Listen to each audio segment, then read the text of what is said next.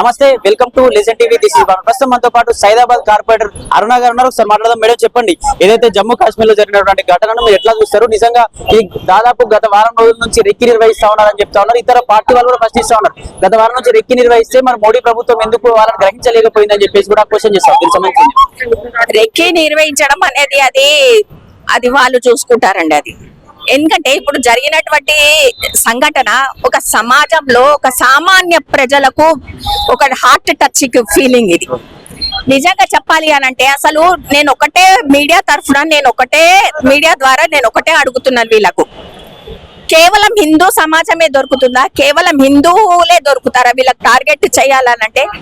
చాలా చాలా సిగ్గు మాలిన పని చేశారు వీళ్ళు. ఎవరైతే టెర్రరిస్టులు ఉన్నారో సిగ్గు మాలిన పని.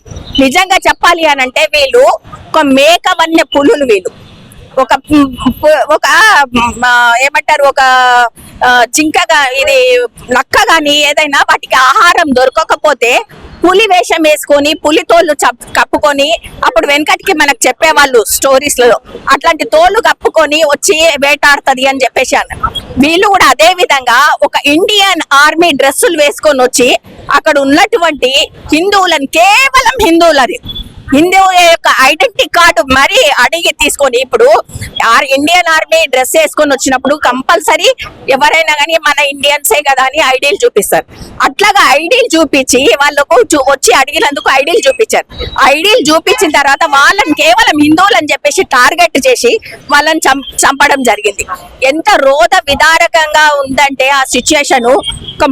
ఇంకా పచ్చని పసుపు కూడా ఆనలేదు. ఒక నవవధువు ఒక నేవీ ఆఫీసర్ యొక్క భార్య, వాళ్ళు మొన్న 16th కు మ్యారేజ్ జరిగింది వాళ్ళది.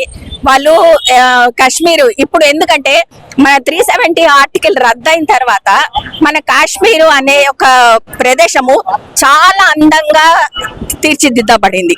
అది కూడా నరేంద్ర మోడీ గారి నాయకత్వంలో కాశ్మీర్ కి ఇప్పుడు అందరు కూడా ఏది భయపడకుండా నరేంద్ర మోడీ గారి నాయకత్వంలో వాళ్ళందరూ కూడా కాశ్మీర్ ని వీక్షించడానికి వెళ్తున్నారు.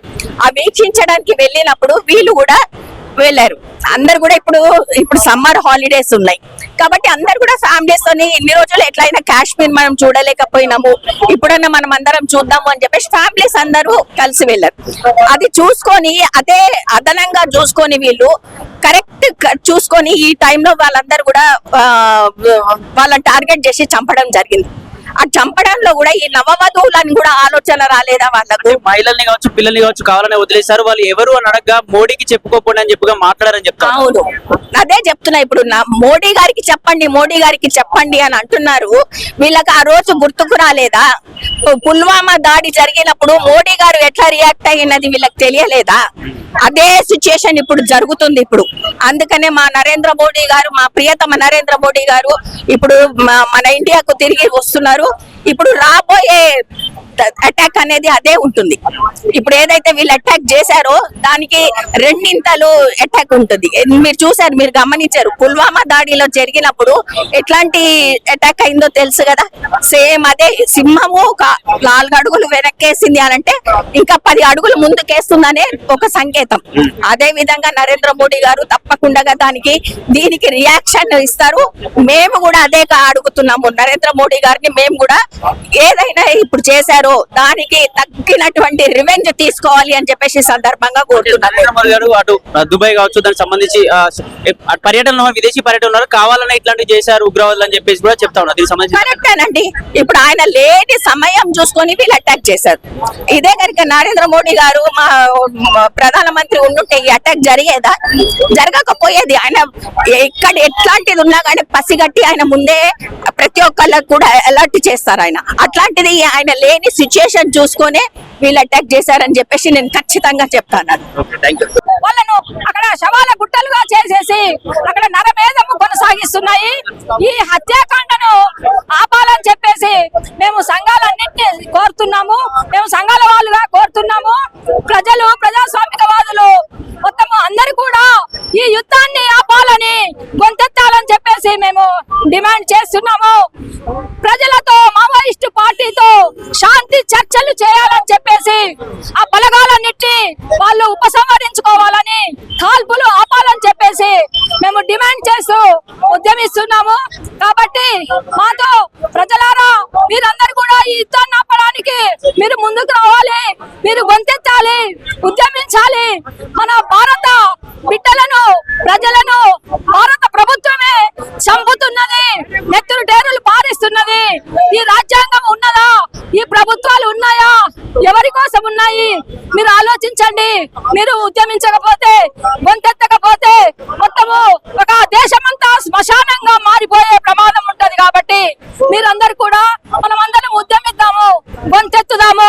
యుద్ధాన్ని ఆపడానికి కోసము, శాంతి చర్చలు జరపడానికి కోసము అందరం ఉద్యమిద్దామని చెప్పేసి మేము కోరుతున్నాం.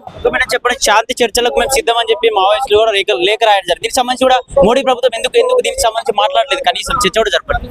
వాళ్ళతోని చర్చలు జరిపితే, మావోయిస్టులతో చర్చలు జరిపితే వాళ్ళకు అడవి ఖాళీ చేయడానికి అవకాశం ఉండదు కదా. వాళ్ళు హక్కులు అడుగుతున్నారు కదా, ప్రజా హక్కుల కోసము, ఆదివాసీ హక్కుల కోసము. ఆదివాసులు అడవిని నమ్ముకొని బ్రతుకుతున్నారు. అలాంటి వాళ్ళని చంపొద్దు అన్నది వాళ్ళ డిమాండ్. ఆ ఆదివాసుల కోసము, ప్రజల కోసము మావోయిస్టులు చర్చలు జరుపుతామని లెటర్ పంపించారు వాళ్ళకి.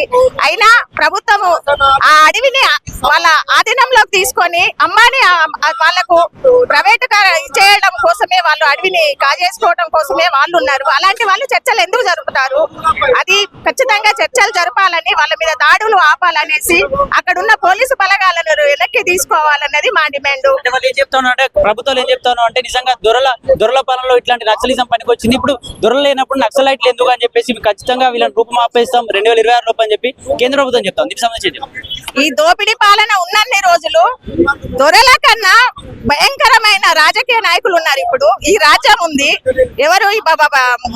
బీజేపీ ప్రభుత్వం చేసిన చాలా దమనక ఈ హత్యాకాండ ఇవన్నీ ఉన్నంత రోజులు కూడా మావోయిస్టు పార్టీ బ్రతికే ఉంటుంది. వాళ్ళు ఖచ్చితంగా ఉంటారు.